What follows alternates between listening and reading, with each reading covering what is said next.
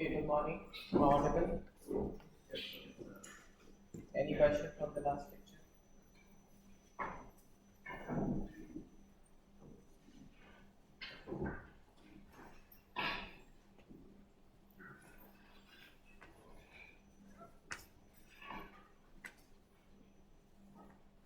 Okay, so let us start. So in the last lecture we stopped at this slide. I will revise it a bit. Fourier transform of a signal xt is given by this equation. Laplace transform is given by this equation. Remember, S is sigma plus j omega. So Laplace transform at S equals to j omega, that means sigma is 0, is same as the Fourier transform of xt. Okay, we have used this notation. In Oppenheim this notation is used, and both these notations are interchangeable. Okay, fine. Another way to think about this is, so I know that Laplace transform at S equals to j omega is the Fourier transform. So this is the definition of Laplace transform. And S is sigma plus j omega, so I can write it like this. Okay. And I can also write this equation like this. Fine. So that means Laplace transform is nothing but it is the Fourier transform of this signal. Right? So that is the second interpretation. Laplace transform is the Fourier transform of this signal. Xt times e to the power minus sigma. Both two ways to think about this. Now remember, suppose you have a signal xt and xt is not L1, neither L2, right? It might be an annoying signal. So what we can do is we can multiply this with e to the power minus sigma t, and we can choose an appropriate value of sigma such that this signal converges. Okay. So we can have Laplace transform of the signals for which Fourier transform does not exist. Of course, you have to choose an appropriate value of sigma. Right? So understand this again. Suppose we have a signal xt for which Fourier transform does not exist. Then we can multiply this xt with appropriate e to the power minus sigma t, where sigma value is appropriately chosen. And you can end up at a situation where the Fourier transform of xt times e to the power minus sigma t exists. Right? So this is what we can do. We can play around with this sigma, and in some cases you can obtain this Fourier transform. Okay?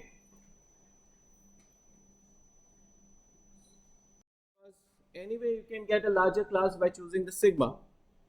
Right? So by convention, people have just chosen sigma and not allowed impulse. There is no technical reason for it. LT का transform 1, but the transform 1 is not even defined, so we cannot have. Yeah, duality is not valid for the class.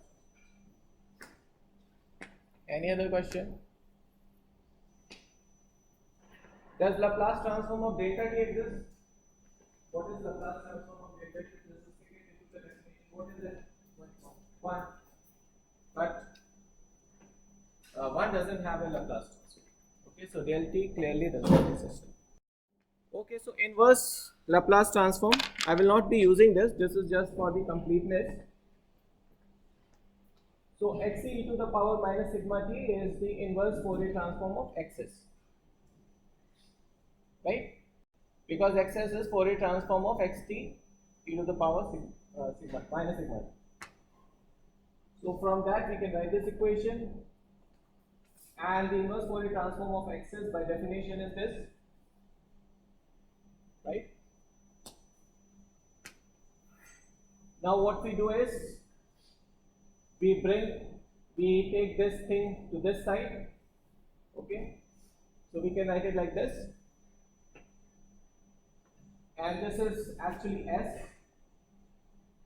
So we can write this thing as this d omega. What is it? It is ds by j, right? If s is sigma plus j omega, d omega is ds by j. Of course, when omega goes from minus infinity to plus infinity, s goes from a particular sigma is not defined, from sigma minus j infinity to sigma plus j infinity. This is a very hard integration to compute. This is known as contour integration. You are integrating along a line. If you imagine an S-plane, right? We will not deal with contour integration in this course. So it has some mathematical nitty-gritties, and we are not equipped to do it. Okay. We will do inverse Laplace transform from its property. We will see how to do inverse Laplace. But one insight you can obtain from this equation. What is this? What is that insight? Insight is important. What is insight? If I look at this property, inverse Laplace transform thing, you can imagine Laplace transform is two-dimensional quantity, right? S is two-dimensional quantity. So suppose I have xs. It's a two-dimensional quantity. So on this you have sigma, and on this axis we have j omega, right? And you would have xs filling out the complete space, two-dimensional space. I can choose a particular value of sigma. Let's say I have chosen this sigma, and I can integrate this contour integration along this line. I will get xt, right? If I do this integration, I can choose another value of sigma, and I can do contour integration, and I get xt. I can choose sigma anywhere in the place, in a suitable place, which I will come to you, which I will describe in a while, and I will get xt. So what does this mean? We are changing the values of sigma, right? And we are getting to the same value of xt. That means the information about xt is embedded in a lot of places in xs, right? So it's sort of a redundant. There is a sort of redundant information. And you can also understand this xt is a one-dimensional signal, right? It is just a function of one variable t. xs is a two-dimensional thing, function of two variables sigma and j omega, right? So this xs has a lot of information compared to this xt. Not a lot of information, it's actually a very bulky signal. It has the same information as xt, but this information is repeated, it's redundant, it's lying everywhere. You understand this? So in signal processing applications, where we want to minimize processing per se, this is not used. Laplace transform is never used for signal processing purposes. And the reason is because this is a lot of redundant information. It's not a very efficient transfer. Right? Of course, we can use this in particular cases. For example, in error control coding, where we want some redundancy. Right? Suppose you are transmitting a signal and you want to transmit the same signal again, such that if one signal gets corrupted, you can have the information from the other signal. So in that sort of field where redundancy is required, we can use it. But in normal signal processing where we do not want to have redundancy, this is an let's say Weir transform. Okay.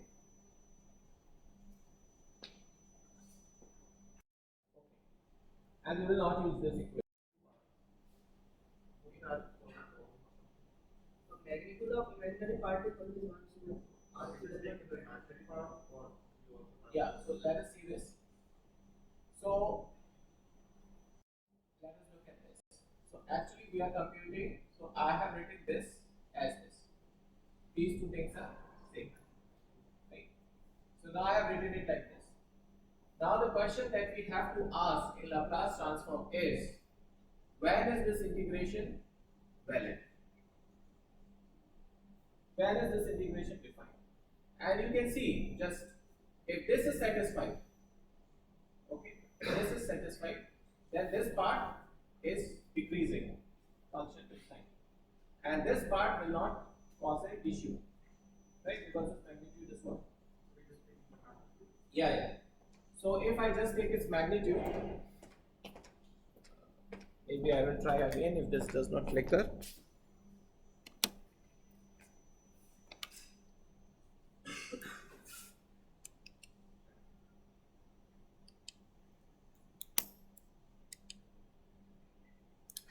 Yeah.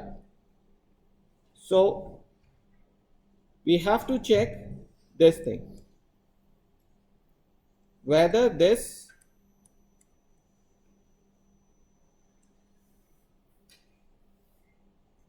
how should I write it?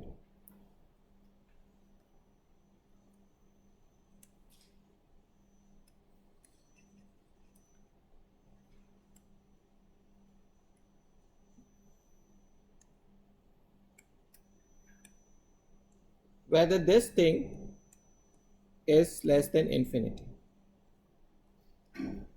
So this is the first condition that we have to check for Laplace transform to be defined. E power minus sigma to be multiplied to itself. Yeah, so in this, so let us take this example. So when we are doing this integration, suppose we are doing this integration. What was this? I forgot. There was A also.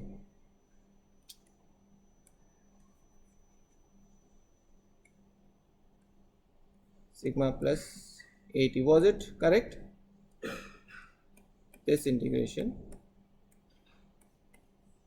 Well, is this correct? This T has to be sitting outside. Yeah. So this is my xt for this definition. So I have to check whether this thing, it is sigma plus A times T, and mod of this thing is 1, mod of this is 1. So we have to check whether this thing is finite. You don't need mod here because this is only real and positive. Okay, so this is what we have to check basically, whether it's absolutely infinite, whatever you are coming back. So now just let us do for a similar case. Yeah, just you have to see this. Suppose A in this case is 2. Okay, just as an example. So what does it mean is real part of S is greater than -2. So you get this region where the Laplace transform is defined, and this region is known as region of convergence. Okay. Now I just want to mention one more point. Have you seen this signal before? So I just have to remind this. So we have seen a basic CT system. How do we make a basic CT system? There is accumulator or integrator. Is it flashing? and we had this pole, we had this multiplier in fact, and we have an adder, right? A basic CT system. Remember, what is the impulse response of this system? Impulse response we have said is e to the power pt times ut. So this is the impulse response. And now if you look at this, we get the same impulse response or same signal, and there we have used this as P, right? Because, and we said that this is a pole. Why is this pole? Because this is the root of the denominator. Okay, so the same understanding we are saying again. So whenever you have, and one more point, whenever you have function which is sum of exponentials, you are always going to get what kind of excess?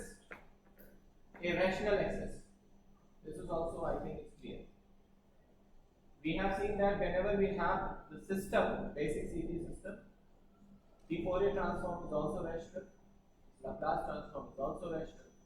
Okay, so rational excess or rational Fourier transform will mean that the function is sum of exponentials. Okay. Now let's do this Laplace transform for this case. Everyone will do this and tell me the answer.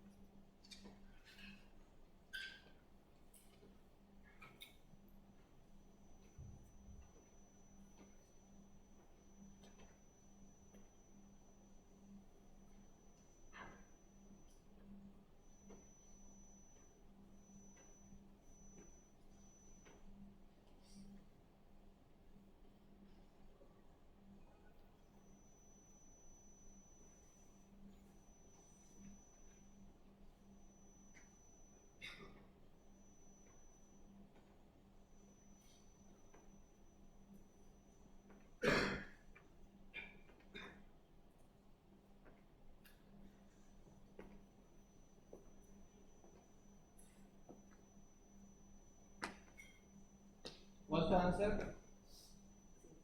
Same answer. What's the region of convergence? Yeah, you can look at these slides yourself. I will just tell you the answer. So, Laplace transform is the same signal, 1 upon s plus a. Only its region of convergence has got flipped. Okay? And we can remember this. What kind of signal is this? This is a left-sided signal.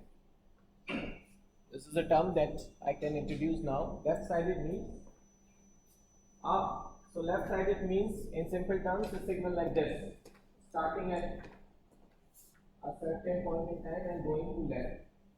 That means this is 0 after a particular time instance. So after a particular time instance, this is 0. This is left-sided. Right? This starts from minus infinity and terminates at a particular time instance. Left side. So left-sided signal has a left-sided region of convergence. So region of convergence is also left-sided. Actually, this is known as left half plane. Okay, we can use left-sided region of convergence for a left-sided signal. Okay. Right-sided. Earlier signal was right-sided. E to the power minus at ut. And we have seen that a right-sided signal has a right-sided region of convergence. Right. So this is one insight that you have to have. Suppose someone gives you that Laplace transform of a signal is 1 upon s plus a. Can you invert this back? Can we do its inverse? No. He has to specify what is this region of convergence. Okay, so once he specifies region of convergence, then we can invert. If the region of convergence is not given, then we cannot invert. Suppose someone gives you that the Laplace transform is 1 upon s plus a and my system is causal. Can you invert it back? Yes. Because there are two options for 1 upon s plus a. One is this signal and the other signal is e to the power minus ATU. Out of one, which is causal? E to the power minus ATU. Okay, so there are different ways in which this sort of information can be supplied. Any question?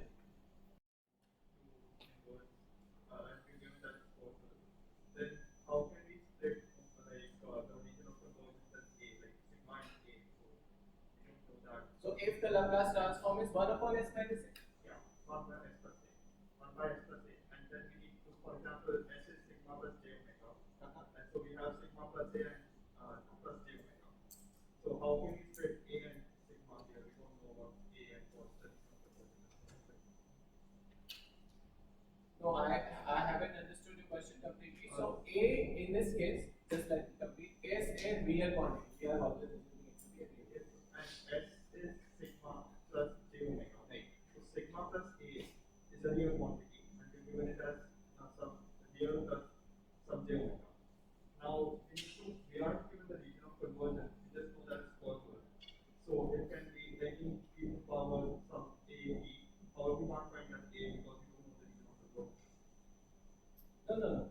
So what I am saying, suppose 1 upon s plus a and a, for example, this is given 1 upon s plus 2 to you. S plus 1 upon s plus 2. And if it is given that the system is causal, okay. then we can invert. Okay then. Yeah, because then there are two options. Either e to the power minus 2t ut or minus e to the power minus 2t log. And then we have to pick. Simple choice. Remember right-sided, left-sided, left-sided, left-sided. So can we say that, for example, the value function multiplied by ut, if we put a minus inside and take ut replaced by u minus 2, then Laplace transform is the If it is exponential, yes. If it is not exponential, you cannot say that. No. In general, for non-exponential functions, you will not have Laplace transform like that. It will not be there. So let us do this very quickly. Just by the look of it, what's the answer?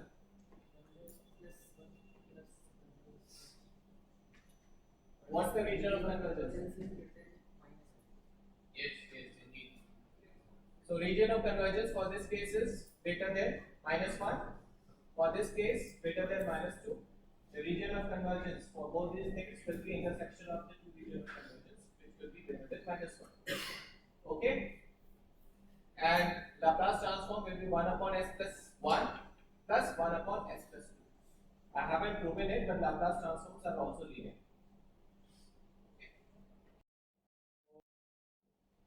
We got a 0. But region of convergence is not containing 0. Why is not containing 0? Because this expression is not valid in this place. This expression is only valid for this area, for the region of convergence. This expression is not valid outside region of convergence. If you have a 0 outside region of convergence, then that doesn't mean that zeros are necessarily contained in region of convergence. Okay? Now let us look at some properties of the region of convergence. First property is region of convergence cannot contain force. We have seen because the force is infinity, so it cannot contain it. Then the second property is region of convergence consists of a strip parallel to the j omega axis in the S plane. What does this mean? We have seen region of convergence only depends upon sigma, right?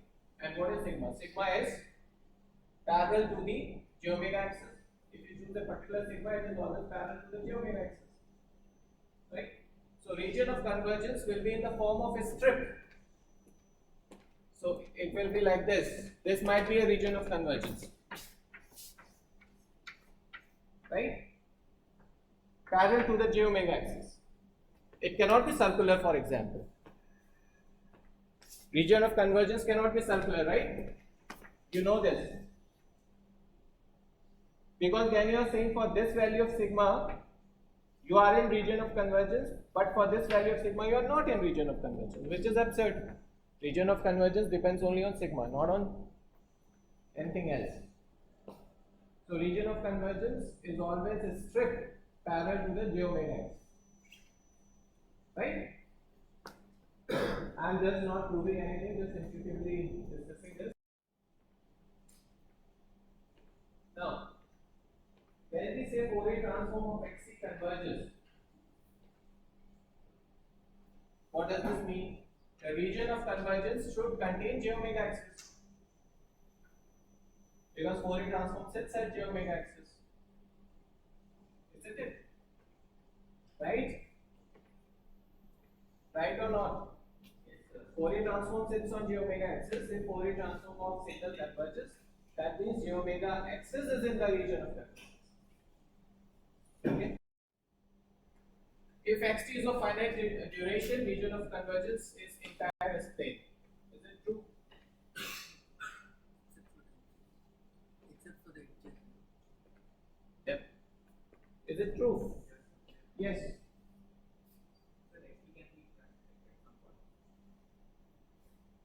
At a single point.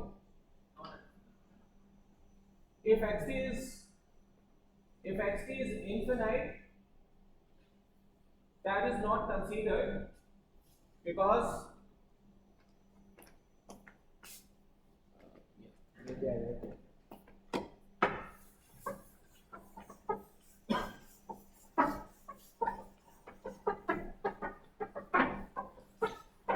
So in this, we are making two exceptions. We have to see this with 2 points. Suppose xt is like this.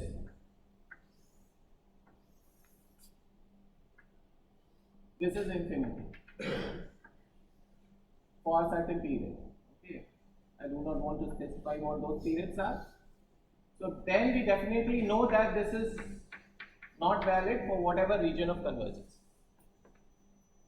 Okay, and of course for these cases there is no meaning of Laplace transform, there is no meaning of Fourier transform, there is no meaning of anything. And we are also making one exception. When we are saying ROC's entire S plane, is infinity also included in this? Entire S plane is, are we including minus infinity plus infinity also?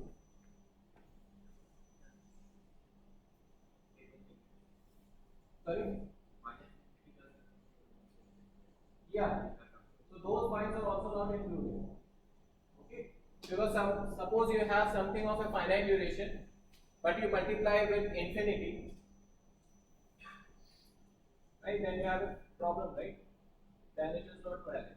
So we are excluding minus infinity, plus infinity, and we are assuming xt is always of a finite duration and finite amplitude. ROC is entire space. Is this true?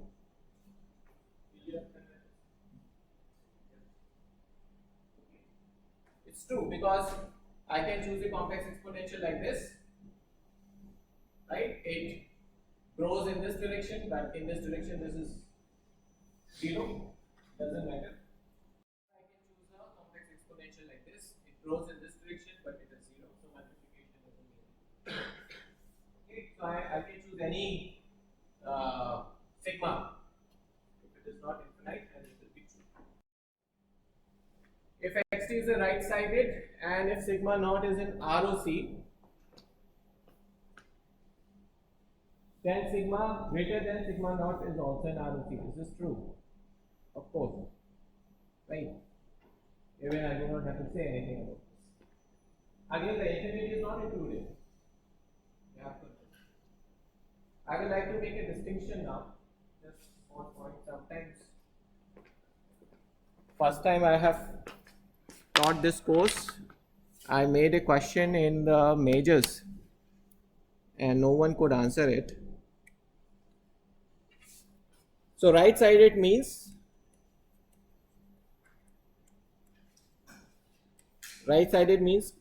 is causal a right sided signal?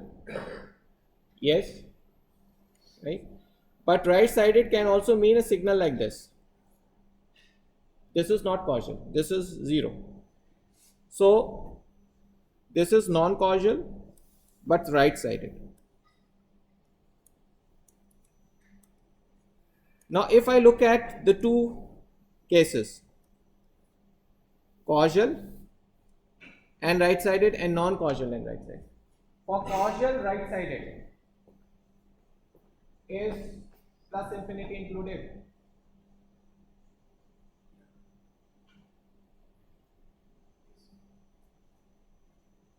It's included, right? But for this case, plus infinity is not included. You understand why?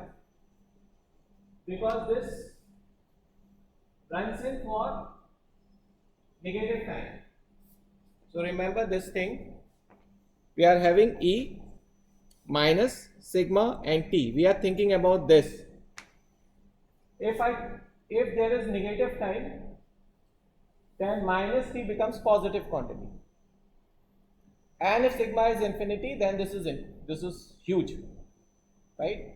So if I have this case, then sigma equals to infinity is not possible. It's not in region of convergence. But if I have this case, then sigma equals to infinity is in region of convergence because the time takes only positive values. Yeah.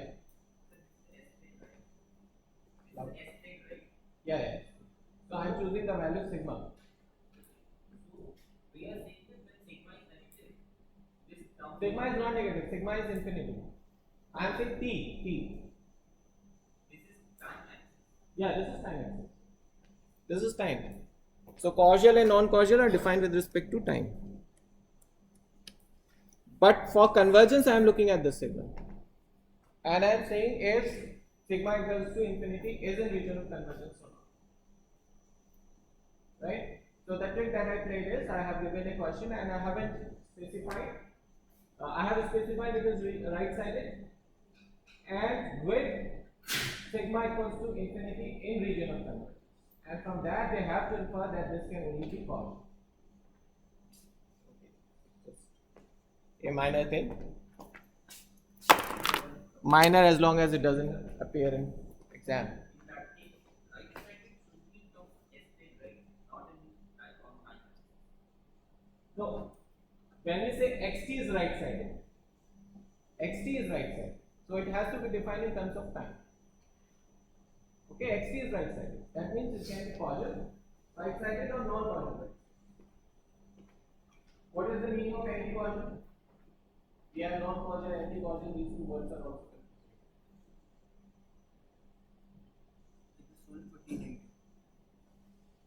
Causal, anti-causal, non-causal, non-anti-causal.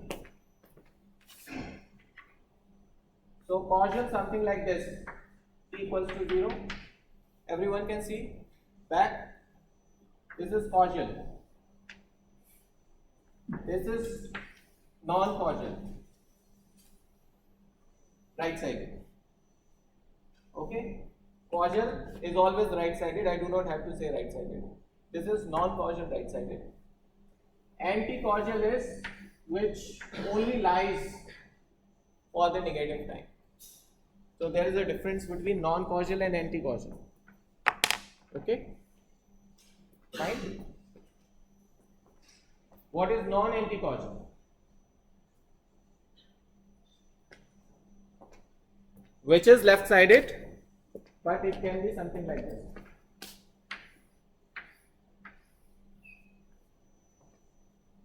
Okay? Okay, so I do not have to prove if xt is right-sided and xs is rational, then region of convergence lies to the right of the rightmost pole. Similarly, for left-sided, we can say the same thing. If xt is left-sided, and this sigma naught is in ROC, then all values for which real part of S is less than sigma naught are also in ROC. Same properties, X is left sided, axis is rational, ROC lies to the left of the leftmost plane, left of the leftmost pole. Okay.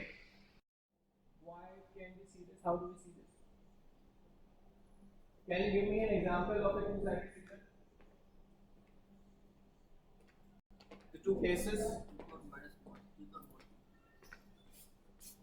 One case is this.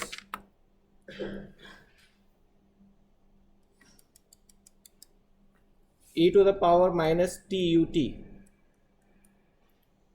So this S equals to minus 1, region of convergence to this side. Let me make it minus 2t ut. So minus 2. And then I can have minus e to the power minus t u of minus t, which has a region of convergence this side.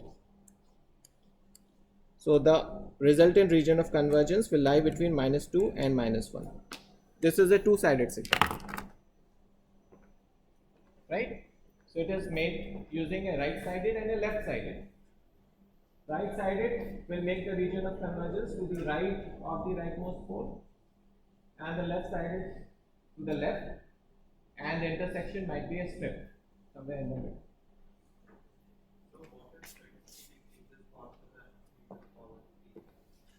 Sorry? What if x t at infinity decreases much faster than e to the power t? So x t to e to the power t is nothing. So say it, I will write it what you are saying. Say it a bit louder. What if x t is decreases faster than e to the power t? So something like 1 by factorial. E to the power t, but why we are considering e to the power t? Because you have to multiply it by t to the power t. No, so if this is my xt, let's just Not this. So x t at infinity. So x t basically x infinity into e to the power minus sigma infinity also tends to 0 because x. I'm not understanding you, but I will explain this. So So something like e to the power minus t square. Or, this one, yeah, something like that. you do not want to have ut or anything with this? Yeah. Yeah, so you can have signals for which there is no Laplace transform for whatever sigma you choose. Okay, so I'm not saying for all signals you will have a Laplace. Yeah, you can have a situation. You can have signals which are very abnormal and they may not have a Laplace transform. That's okay. You can have ROC like this. Have ROC like this. You can have ROC like this. All these three possibilities are there. You cannot have ROC like this. It's not true, right? You for some values of sigma in the middle, it will not happen that this is diverging and for the sigma to the right of this and left of this it's converging. It's not possible. Okay. So this is not a valid ROC. You cannot have multiple. Can we find the inverse Laplace transform for this case? We can option between 1 and 4. Raise a finger so that I understand everything is correct. You just have to raise a finger 1, 2, 3, 4 like this.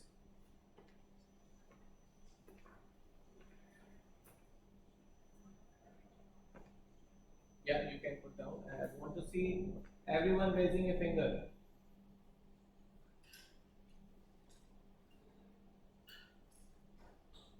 Good. You should not be influenced by your neighbors. Should be based on your own calculations. This side is extremely quiet. Can you raise a finger? 1, 2, 4? Yes, just one answer. Yes, keep it down. I want to see everyone participating. Yeah, good. Good. Everyone, however slower you may be, I am going to wait for you to raise fingers. Yep. Okay. Good. So 80% of the students have participated. This is good.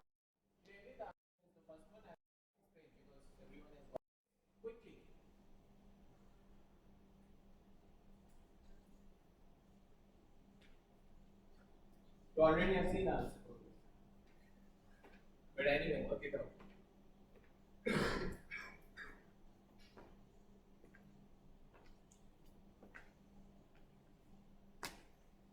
Your smile is suggesting you haven't worked it out. Third. Third is the best. Second. Last time what I will do is I will flash a wrong answer. Yeah, second. Now that the properties of Laplace transform, I think we are almost done. Let us just finish this slide. It's a linear. Here the annoying thing is this region of convergence. Okay. So this notation is region of convergence is at least intersection of R1 and R2. R1 is the region of convergence of x's. R2 is the region of convergence of y's. So region of convergence will be at least intersection of R1 and R2. In some cases, you can have even larger region of convergence than R1 intersection. Let us say we have a rectangle, which I can write as ut minus ut minus 1. Because it is a finite duration signal, so ROC will be again straight. But according to the Yeah. So you can have the cancelling signals. Yeah, correct. You have understood this point very distinct. So, for example, if I have this signal, okay, and I have, let's say, what should I say? If I have this signal, okay, if I sum these two things, then the result will be a finite duration signal. So its region of convergence is entire S-plane, but these two signals will not have the entire S-plane as the region of convergence. So cancelling effects can take place, and in which case you will have a wider region of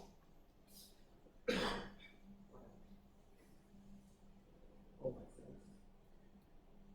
Yeah, this thing, again, the time shifting we have seen for Fourier transforms as well. The similar thing, region of convergence remains intact. Of course, time shifting a signal will not change anything, right? We are just delaying it. And time scaling, it happens like this, and region of convergence is A times R. R is the original region of convergence. This is given incorrect in open hand, so you have to see this with caution. So we stop here and we will continue with this the next lecture. what does it mean? Minus 2 to minus 1 to suppose A is 3, then it will be minus 6 to